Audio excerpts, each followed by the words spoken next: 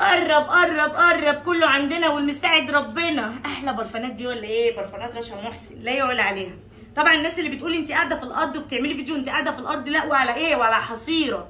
عايزه اقول لكم على حاجه، النبي عربي وانا انسانه عفويه وبحب اقعد بصوا زي كده ايام الرسول على حصيره على. المهم ان انا ابلغكم المعلومه صح. النهارده بقى يا مدام رشا نازله بايه؟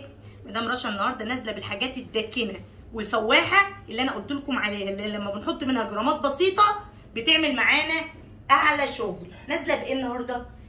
الداكن زي الدركار، الكشمير، الماربرتمان، طب الفواح زي الرالف، زي السكس جرافتي، زي الكيلك فلاور، تمام، زي السكلابشر.